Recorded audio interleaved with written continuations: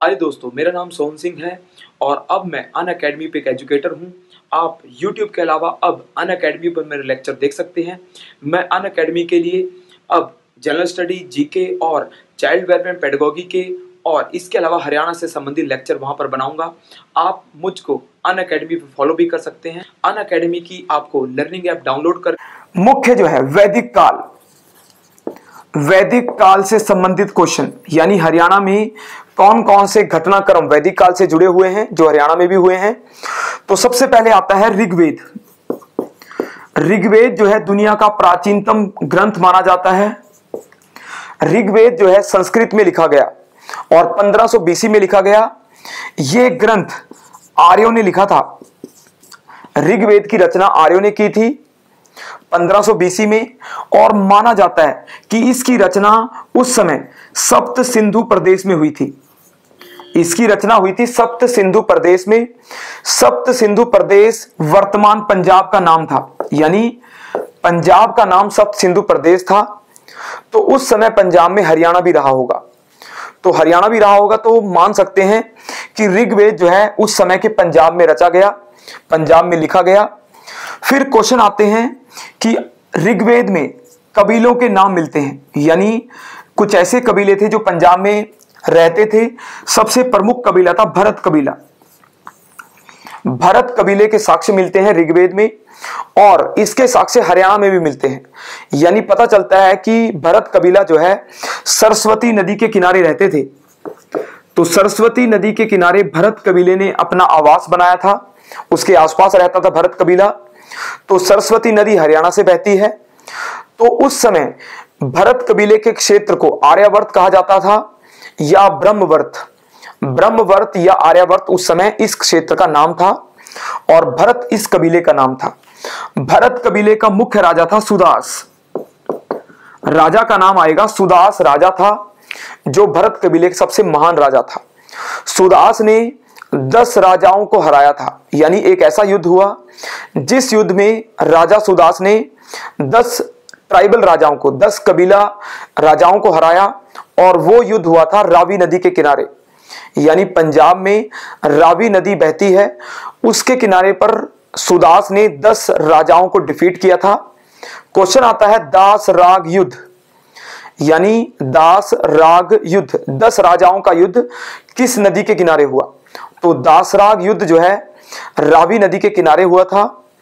उस समय रावी नदी का नाम था पुरुषनी। तो पुरुषनी भी होता है ऑप्शन में, रावी भी होता है। तो दासराग युद्ध में सुदास ने 10 राजाओं को हराया और उसके बाद भरत के नाम से भारत बना है, यानी भारत का एक नाम भारत है जो भरत कबीले से बना है। तो भरत कबीले ने उस समय काफी शक्तियां प्राप्त की और उस युद्ध के बाद ये महान राजवंश बना। तो ऋग्वेद की रचना पंजाब क्षेत्र में है। कबीला जरूर आएगा कि भरत कबीला हरियाणा में निवास करता था, सरस्वती नदी के किनारे निवास करता था। फिर आता है वैदिक काल में, ऋग्वेद के बाद आता है उत्तर वैदिक काल। उत्तर वैदिक काल को हम कहते हैं पोस्ट वैदिक एज। पोस्ट वैदिक एज जो है 1000 बीसी से 600 बीसी के बीच में रहती है। पोस्ट वैदिक एज आएगी 1000 बीसी से 600 बीसी के बीच में। इस काल में हरियाणा में काफी परिवर्तन आते हैं। मुख्य परिवर्तन दिखता है कुरु महाजनपद या कुरु जनपद। तो कुरु जनपद का साक्ष्य मिलता है हमें उत्तर वैदिक काल में। तो कुरु कबीले का निर्माण कैसे हुआ था। कुरु कबीला 2 कबीलों से मिलकर बना था। एक कबीला था भरत कबीला और दूसरा था पुरु कबीला। भरत और पुरु कबीले का मिश्रण हुआ, जुड़ाव हुआ और एक नया कबीला बना जो कुरु था। कुरु कबीला बना था 1000 बीसी से 600 बीसी के बीच में। और हरियाणा में कुरु प्रदेश, कुरुक्षेत्र का नाम इसी कबीले के नाम पे आता है। कुरु कबीले के नाम पे कुरुक्षेत्र का नाम बना है। कुरु कबीले में अगर क्वेश्चन आते हैं, 2 वंश थे कौरव और पांडव। 2 वंश आते हैं कुरु में, कौरव और पांडव। तो कौरवों और पांडवों का युद्ध हुआ। यह क्वेश्चन भी आया हुआ है कि 900 बीसी के आसपास एस्टिमेटेड है कि महाभारत का युद्ध 900 बीसी के आसपास हुआ था, कौरवों पांडवों में हुआ था। और कुरु वंश में हुआ था, यानी कुरु राजवंश था जिसके दो वंश थे छोटे, कुरु कौरव और पांडव। तो कौरवों पांडवों में 900 बीसी के आसपास महाभारत का युद्ध हुआ, जो युद्ध बहुत बड़ा था और कुरुक्षेत्र में हुआ। कुरुक्षेत्र में इस युद्ध के कारण एक महाभारत ग्रंथ की रचना भी हुई है। महाभारत ग्रंथ बाद में रचा गया, संस्कृत भाषा में रचा गया। महाभारत जो है उसके अंदर आती है गीता, यानी भागवत गीता एक ग्रंथ लिखा गया। जो कृष्ण ने अर्जुन को उपदेश दिए थे वो सारे उपदेश गीता में लिखे गए हैं। तो महाभारत गीता जो है कुरु राजवंश से जुड़ी हुई है और कुरुक्षेत्र के युद्ध से भी जुड़ी हुई आती है।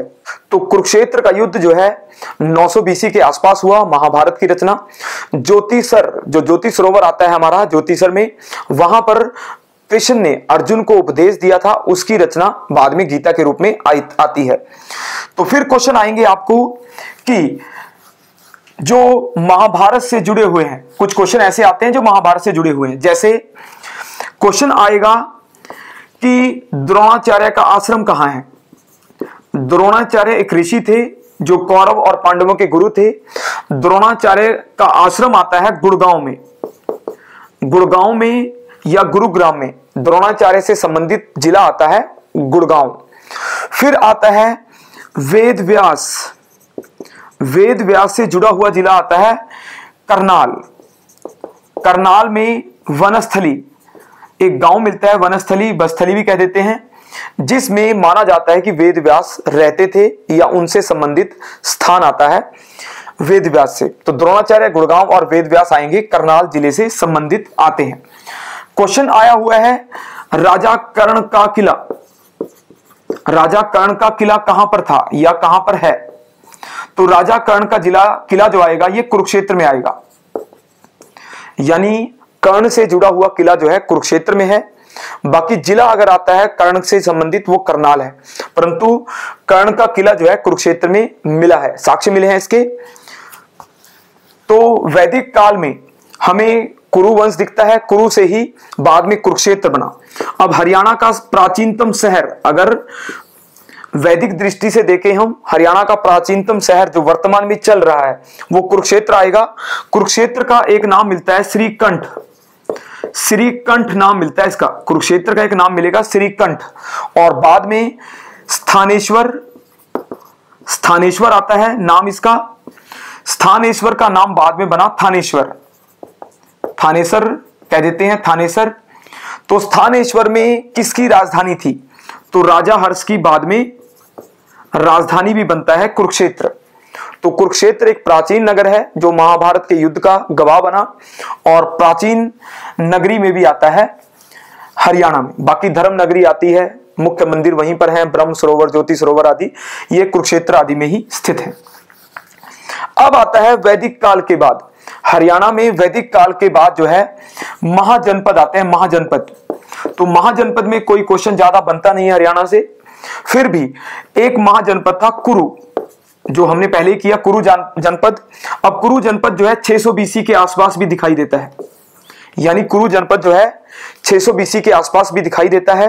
अब इसकी राजधानियां देखनी है, इसकी दो राजधानियां थी, एक हस्तिनापुर थी इसकी राजधानी, कुरु राजवंश की एक राजधानी हस्तिनापुर आती है और दूसरी राजधानी आती है इंद्रप्रस्थ।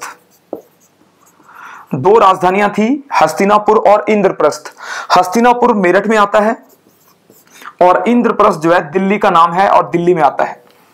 तो हस्तिनापुर मेरठ और इंद्रप्रस्थ दिल्ली दो राजधानियां थी कुरु राजवंश की। हरियाणा से जुड़े हुए बौद्ध धर्म के, जैन धर्म के, मौर्य काल, उत्तर मौर्य काल और गुप्त काल, कुछ क्वेश्चन ऐसे हैं जो हरियाणा से संबंधित आते हैं। तो हरियाणा के पेपरों में HSSC हो, HPSC हो, नायब तहसीलदार हो, सभी में उम्मीद रहती है कि इनसे क्वेश्चन हरियाणा में आ जाएं। तो इतिहास का सब्जेक्ट है ये। तो स्टार्ट करते हैं। सबसे पहले आता है बौद्ध धर्म।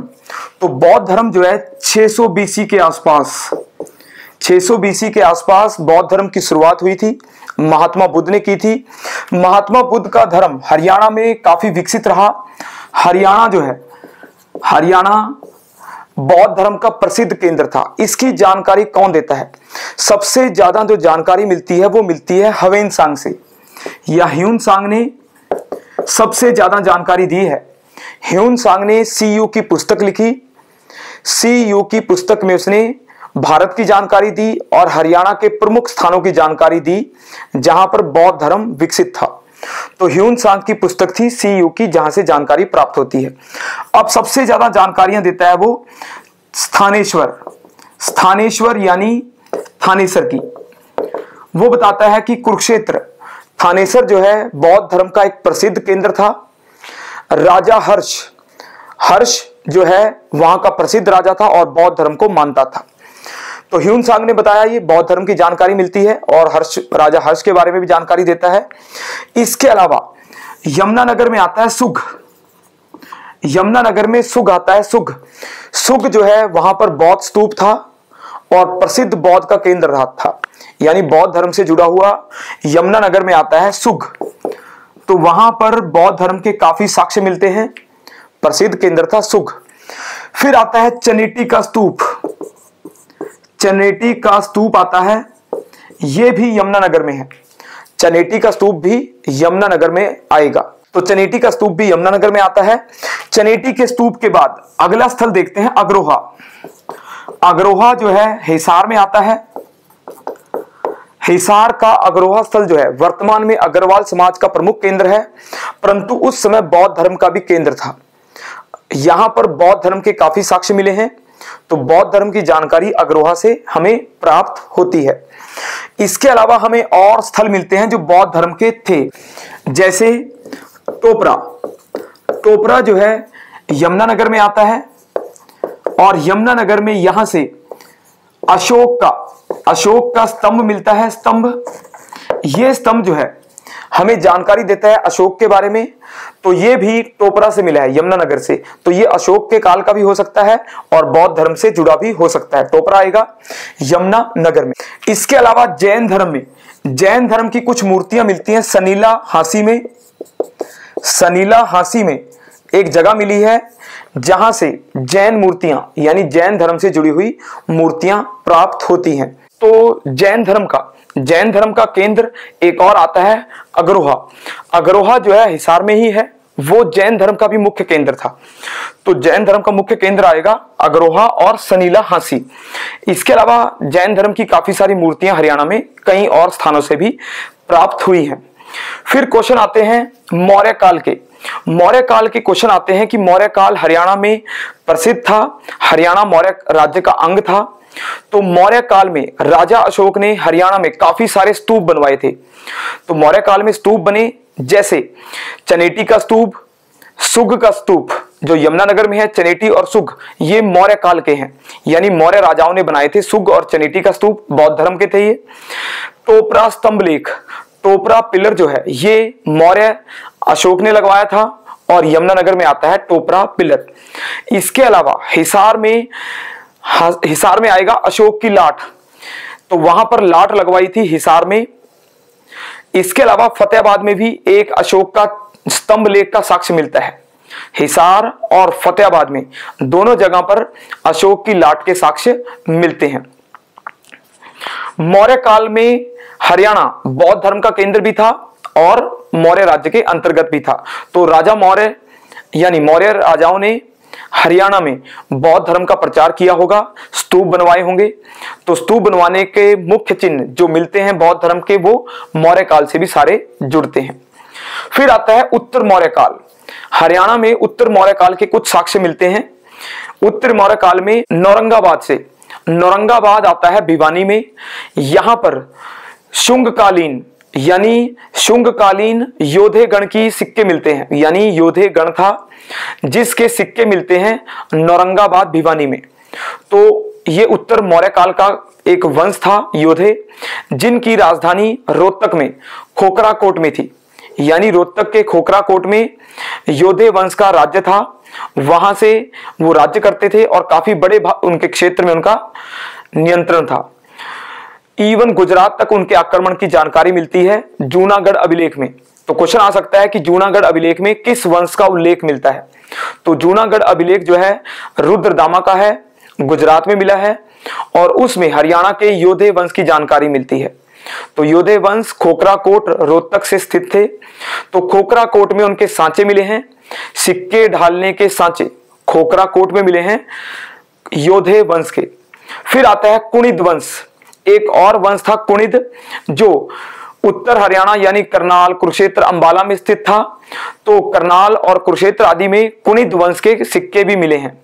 तो कुणिद एक गण था, इस गण के सिक्के जो हैं करनाल, कुरुक्षेत्र, अंबाला क्षेत्रों में मिले हैं। फिर आता है अग्रगण, अग्रगण यानी अग्रोहा में मिला है, हिसार में आएगा अग्रोहा। तो ये अग्रगण जो है उत्तर मौर्य काल का एक गण था, तो प्रसिद्ध गण था, यहां से इनके अपने खुद के सिक्के मिले हैं अग्रोहा से ही, अग्रगण के। तो अग्रगण की राजधानी अग्रोहा थी। लाइक करें, सब्सक्राइब करें, धन्यवाद। सब्सक्राइब करें करियर एकेडमी अंबाला के यूट्यूब चैनल को और नई वीडियो, लेटेस्ट वीडियो देखने के लिए बेल आइकन को